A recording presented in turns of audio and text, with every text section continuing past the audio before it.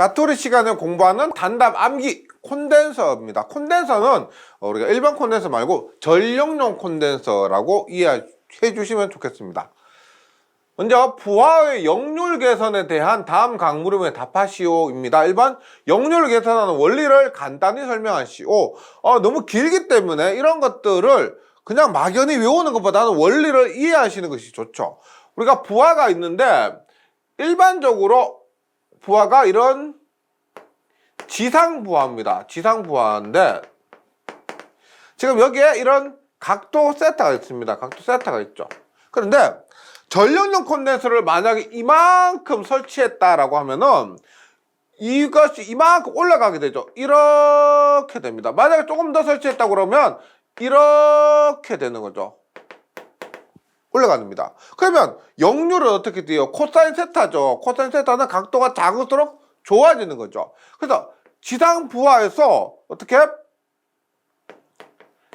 각도가 작아지죠. 각도가 점점 이만큼에서 이만큼 점점 줄어듭니다. 그러면 역률이 개선된다. 이런 원리입니다. 한번 볼게요.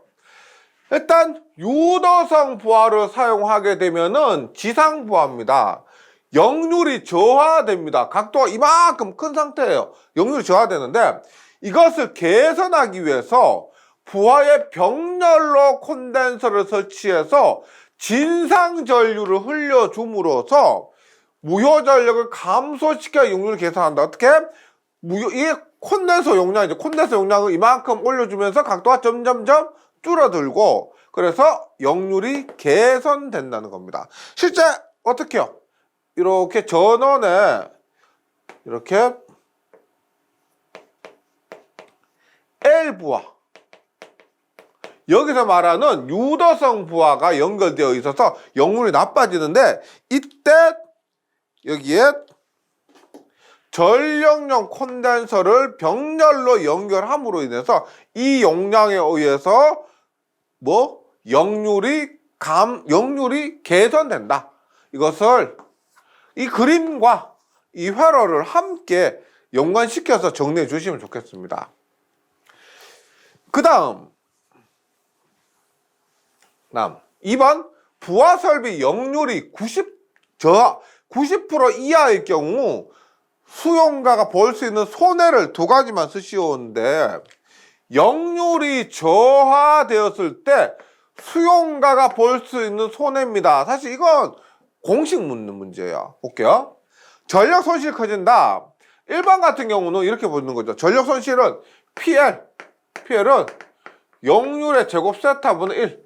따라서 역률이 좋아지면은 역률이 커지면 전력 손실은 감소됩니다. 지금 여기에서는 역률이 저하됐다는 거죠. 역률이 저하됐기 때문에 수용가가 볼 수 있는 손해는 반비례한다는 거죠. 전력 손실이 커지게 됩니다.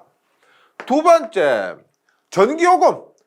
두 번째 같은 경우 우리가 90%, 95% 기준으로 해서 페널티를 주는 거죠. 만약 90% 이하로 가면은 수용가에서 페널티를 먹습니다. 90% 이상이 되면은 전기요금을 다운 시킬 수가 있는 거죠. 그래서 전기요금이 증가하게 됩니다. 역률이 감소했기 때문에.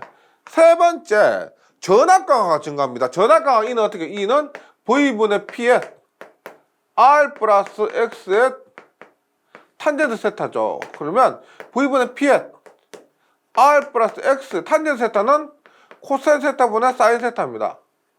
이렇게 됐죠.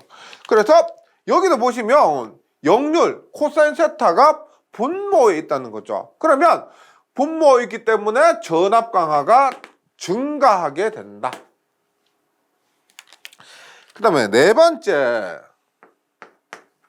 부하 용량이 증가합니다. 부하 용량의 증가는 이렇게 보시면 되겠습니다. 피상전력은 코사인 세타분의 유효전력이요. 유효전력. 만약 역률이 저하게 되면 떨어지게 되면은 역률이 낮아지게 되면은 어떻게 해요?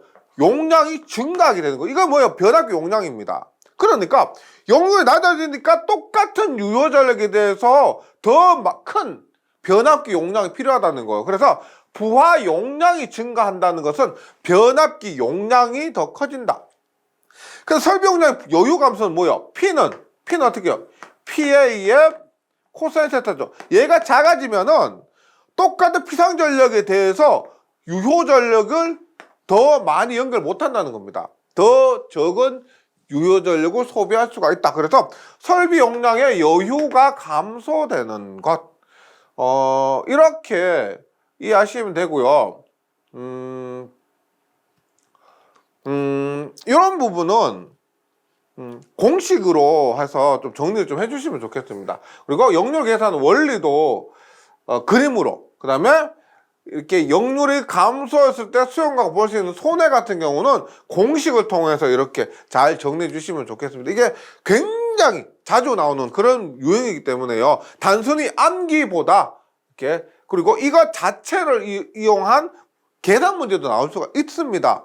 그래서 그냥 단순히 외우고 넘어간다기보다는 이 부분에 있어서는 조금만 더 꼼꼼히 정리하고 넘어가 주셨으면 좋겠습니다. 콘덴서 용량 결정의 상한값은 어떤 성분의 전력값보다 크지 않아야 합니까? 역률 계산의 원리를 한번 보면은 이렇게 되죠. 이렇게 영도라고 했을 때 지상부하에 의해서 생깁니다. 그래서 지상부하 이만큼 지상부하가 있습니다. 역률 계산하기 위해서 전력 콘덴서 용량은 만약에 이만큼 했다. 그러면 이만큼 올라가죠. 이만큼 올라갑니다. 이만큼 했다. 그러면 이만큼 올라가요. 이만큼 했다. 그러면 역률이 어떻게 됩니까? 무여분이 없어지죠. 그럼 역률이 1이 되는 거예요. 역률이 1. 가장 좋은 상태예요. 근데 여기서 만약에 더 올렸다 그러면 어떻게 돼요? 0이었는데 이만큼 되는 거죠. 즉 처음에 이렇게 되어서 역률을 계산했는데 너무 올리다 보니까 지금 어떻게 됩니까? 이 상태가 돼버리잖아. 맞죠? 그러면 굳이 마지막 이건 필요가 없는 부분이에요. 가장 좋은 역률의 상태, 역률 1인 상태에서 멈췄었어야 했다는 겁니다. 그래서 콘덴서 용량 결정의 상한값은 어떤 성분의 전력값보다 크지 않아야 되는가? 이만큼 뭐요? 이만큼이죠.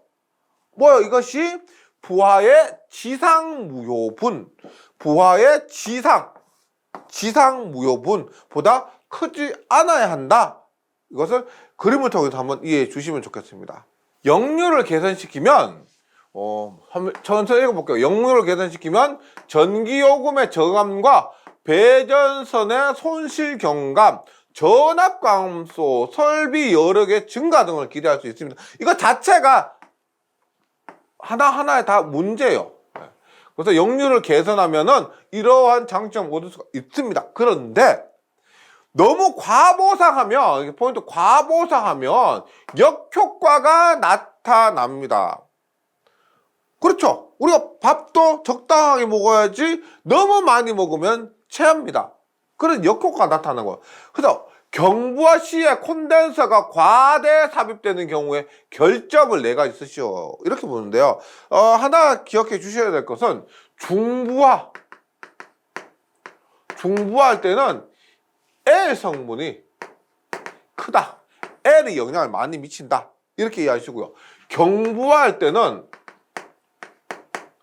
C가 크다. 이렇게 보시면 돼요. 근데 경부하는 C가 큰데, 즉 경부하 C예요. 안 그래도 경부하 C인데 콘덴서가 과삽입돼요. 그러면 경부하 C가 큰 데다가 거기다 C가 또 삽입돼 버리니까 콘덴서가 너무 커져 버리는 겁니다. 문제라는 거죠. 그럴 때 결점 4가지.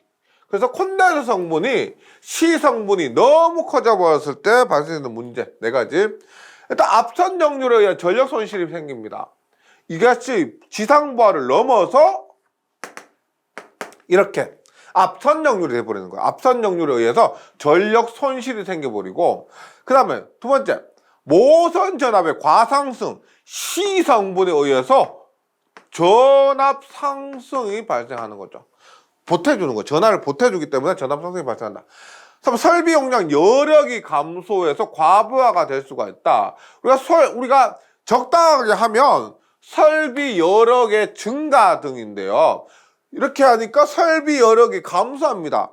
즉 L 성분이 있을 때하고 똑같아요. 네.